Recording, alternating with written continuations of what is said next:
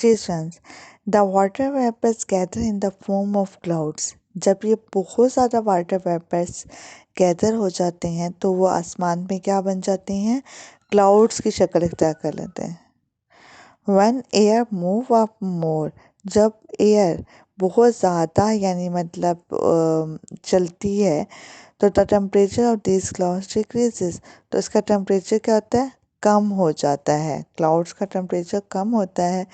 The vapours combine together and take the shape of water drops, और ये जो हैं जो वाटर कंबाइन होते हैं एक दूसरे के साथ, तो कंबाइन होने की वजह से वाटर वेपर्स जो हैं वो किसकी शक्ल इख्तियार कर लेते हैं, पानी के कतरों की। जब पानी के कतरे बहुत ज़्यादा इकट्ठे हो जाते हैं, when these drops become bigger they fall down as rainfall की शक्ल इख्तियार कर लेते हैं। नेक्स्ट है आपका टॉपिक स्नोफॉल। आप रेनफॉल की एक पिक्चर भी यहाँ पे देख सकते हैं जो आपको रेन व्यू आपको दिया गया है, view of rainfall. So snowfall देखते हैं। स्नोफॉल का ऑलरेडी आपकी बुक पेज नंबर 62 पे आपका एक व्यू है जो आपको दिया गया है साइड पे, वो आप देख सकते हैं। Next, what is snow. आप हम स्नो को जानते हैं ऑलरेडी, कल मैंने आपको बता चुकी हूँ।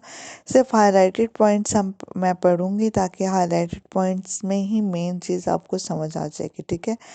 तो ज़्यादा हमने डीपली ना जाएं तो ज़्यादा अच्छा, अगर हम ज़्यादा डीपली जाएंगे तो आप कहोगे कि मैम ये भी हम कॉपीज़ पे भी लिखें। नहीं, हम जितना कॉपीज़ पे लिखेंगे उतना ही हम आपको बुक पे भी मैं हाईलाइट करवा रही हूँ और इतना ही आपने याद कर लेना। आपको मेन कॉन्सेप्ट समझ आ जाएगा कि what is snow. Sometime humid air reaches the point in atmosphere where the temperature is even below freezing point. अच्छा, जब ह्यूमिड एयर चल रही होती है, ठीक है, नमी वाली हवा चल रही होती है, उससे क्या होता है कि टेम्परेचर में जो पॉइंट होता है, यानी मतलब जो हमारा एटमॉस्फेयर आबो हवा का जो पॉइंट होता है वहाँ पे टेम्परेचर है वो क्या होता है, जमा देने वाला होता है। बहुत ज़्यादा ठंडा ठंडा हो जाता है वहाँ पे टेम्परेचर। तो वाटर वेपर्स क्या होते हैं, water vapours instead of turning into droplets. आपको मैंने बताया था कि रेनफॉल अभी हमने पढ़ा था कि वाटर वेपर्स जब बहुत ज़्यादा गैदर हो जाते हैं तो पानी के कतरों की शक्ल इख्तियार कर लेते हैं, ठीक है। अब टर्न इनटू स्नो और into frozen crystal of snow, ठीक है।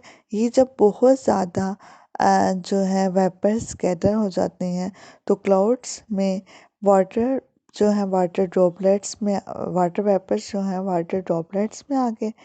अब टेम्परेचर बहुत ज़्यादा फ्रीजिंग है, जमा देने वाला है, तो उसमें क्या होगा कि वो स्नो और फ्रोज़न क्रिस्टल्स की शक्ल इख्तियार कर लेंगे, ठीक है, और वो स्नो क्रिस्टल ऑफ स्नो बन जाएंगे। These crystal combines and make a snow flakes यानी मतलब ये क्रिस्टल्स की फॉर्म में आ जाएंगे और इन्हें हम रुई के गाले जिस तरह से कहते हैं, रुई के फॉर्म में आ जाएंगे, ठीक है। ये बहुत ज़्यादा हल्के होते हैं, ठीक है, और दे फ्लाई इन एयर, ये हवा में उड़ेंगे, ठीक है। जब बहुत ज़्यादा यानी मतलब क्लाउड्स में गैदर हो जाएंगे तो ये फिर ज़मीन पर ऑटोमेटिकली आएंगे। So they fly in air and eventually fall on earth in the form of snow, it is known as snowfall. अब ये जो है दे फ्लाई इन एयर, वो ज़मीन की तरफ आएंगे और फिर उसके बाद ज़मीन के ऊपर गिर जाएंगे। इसे हम क्या कहते हैं, snowfall. The snowfall on the surface of earth in the form of layers. Snowfall जो होती है वो सरफेस ऑफ अर्थ के ऊपर अगर हम देखें तो एक लेयर बनती है पूरी ज़मीन के ऊपर, फिर दूसरी लेयर बन जाती है, फिर तीसरी, यानी इस तरह से अगर बहुत ज़्यादा आपकी स्नोफॉल हो गया तो वो एक लेयर की फॉर्म इख्तियार कर लेती है। दीज लेयर्स, ठीक है, these layers are initially soft and gradually become hard. पहले अगर एक छोटी लेयर, अगर दो लेयर्स बनी हैं तो वो सॉफ्ट होंगी, लेकिन जब लेयर्स बहुत ज़्यादा बन जाती हैं बर्फ़ की तो वो क्या कहलाएंगी, वो बहुत ज़्यादा हार्ड हो जाती हैं, ठीक है। अब आप अपनी कॉपीज़ निकाल लें, कॉपीज़ का वर्क हम स्टार्ट करते हैं। सबसे पहले आज आपने डेट देनी है, चाहिए। डेट पे आपने 21/4/21 लिखने हैं। होमवर्क है Wednesday. Unit number 6 page number 65 है आपका चैप्टर नंबर जो है हमने कौन सा करना था, एटमॉस्फेरिक ह्यूमिडिटी एंड प्रेसिपिटेशन। इस चैप्टर का नाम दोबारा लिखने की ज़रूरत नहीं है, हम सिर्फ और सिर्फ इसका जो है लॉन्ग क्वेश्चन करेंगे कि शॉर्ट क्वेश्चन में ऑलरेडी हम एक दफ़ा नाम लिख चुके हैं। सही है। एक्सरसाइज नंबर 3 है आपका, give answer in detail. Question number 1, write down detailed note on types of precipitation.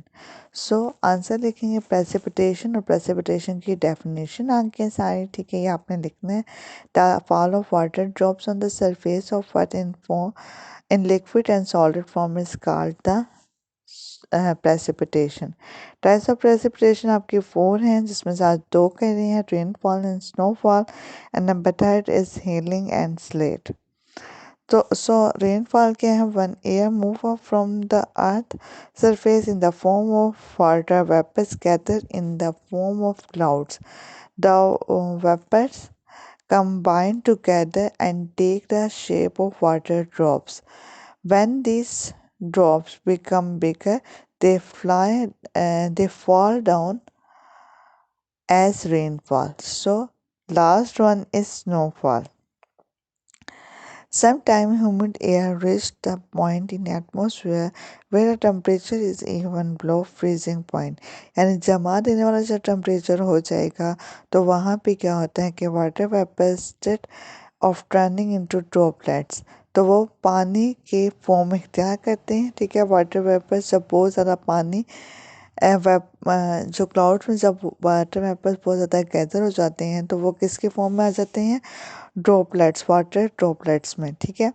फिर रन इनटू स्नो में होते हैं, और फिर और into frozen crystal of snow, they fly इन, यानी जमे हुए बर्फ़ के टुकड़े बन जाते हैं। सही है। या बर्फ़ के गोले बन जाते हैं, या फिर हम उसको ये भी कह सकते हैं रुई की तरह बन जाते हैं। They fly in air and eventually fall on earth in the form of snow. It is known as snowfall. सही है।